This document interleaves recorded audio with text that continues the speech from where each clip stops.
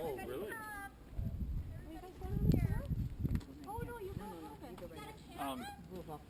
What? Yeah. Will you film the thing for me?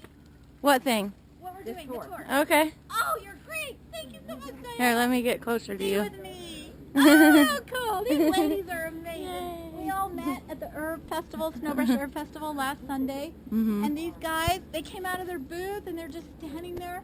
And all these people were listening and crying. And I just connected with all these amazing people there. I made all these friends. Isn't that wonderful? And they came down and brought flowers and they brought their beautiful scented soaps and everything. I'm so grateful. Come over here, Matthew. If you want to go on the tour, then come with us. Dorothy, come with us. I want you to come and listen to this because this is really different. So what this is kitchen garden, okay?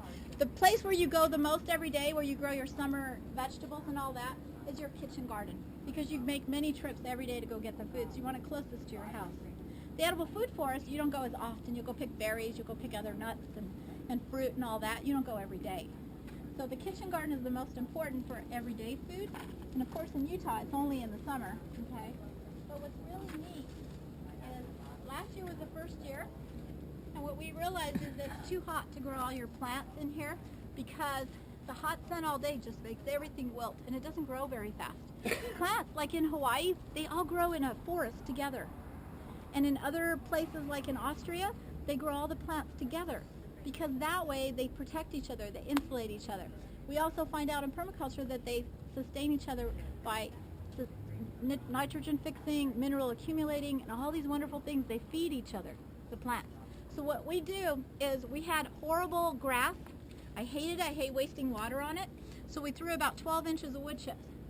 Wood chips and hugel beds with logs are replicating the forest. What the forest does when a tree dies is it becomes a sponge, collects moisture. Then it builds up what's called fungi. The fungi literally develop and they decompose the tree and they turn it into beautiful nutrients. So you see all these beautiful little plants around the dead tree and everything's growing like crazy all of a sudden. And they're being fed, you see, and they're being watered. The moisture's in there. Plus the tree has dropped all its leaf litter, insulated with mulch, the forest floor. And so the water doesn't evaporate, so everything's lush and green inside there. So we want to recreate that. Instead of this desert we live in and the heat, we have to use lots of water and everything. The plants are actually growing better, but until these trees become fully established and they will shade everything, we came up here at the school with what we call creek growing shade. We started with sunflowers, and this year we added sunchokes. These are the sunchokes over here that are starting to flower now. And they are wonderful trellises for beans and cucumbers and everything to grow up like this.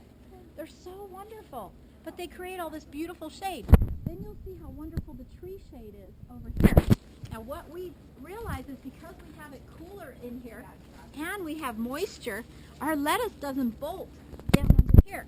So we decided, let's try some tropical plants like the Polynesians. We have taro root. Look at this gorgeous taro root. It came back from last year. It literally insulated through the winter and came back and sprouted through all the witches. And I was like, boy, are you a hardy tropical plant. You know, it's amazing what you can grow when you create the right conditions. So we've got turmeric over there. We've got taro root here. The turmeric's over there. We've got horseradish. We've got ginger coming back every year. It's amazing the plants you can grow along, of course. You got your vegetables. You got your, we got peas, first crop. Then we did lentils. Then we did flax, and now I'm doing another crop of flax. And that's just in the short season of Utah growing. Then we got the tomatoes growing along with it, the beans are growing along with it, the cucumbers are growing along with it, the peppers, the onions. The onions have flourished in here because it's cool. And so eventually, if you could see inside my tree, little rainforest, I call it inside there, it is like being in Hawaii in a tropical forest. And the grapevine is growing up loaded with grapes, and everything is nice and cool in the middle of the rainforest. It's so wonderful, and the plants love it. This is how nature is meant to grow. No fertilizer needed, no pesticides, no herbicides, very little work. I never till. I just throw a bunch of seeds out every year, whatever I feel like throwing out there. And the perennial plants, like the trees and everything else, a lot of these, like this is basil mint, they'll just keep coming back. And you get so much of it, you share it with everybody, because everybody wants this. It smells so good. If you want to make tomato sauce, this will come back every year. All that fragile basil doesn't. You got to grow little plants every year. This is wonderful. So we try to go more towards perennial with permaculture because it keeps coming back, and it'll take care of itself. So we got berry bushes in here. So this is what's called the kitchen garden. Now I'm going to take you to what's called the edible forest. We have 57 fruit and nut trees out there. Hazelnut, chestnut, almond, chestnut. We have all these different kind of nut trees, and then fruit trees. And then we have what's called the canopy trees. He's one of them, because in the forest there's always canopy trees that let filtered light in, and that's what we want. And then we have the understory trees, which are your fruit trees. Then we have bushes and vines growing under them.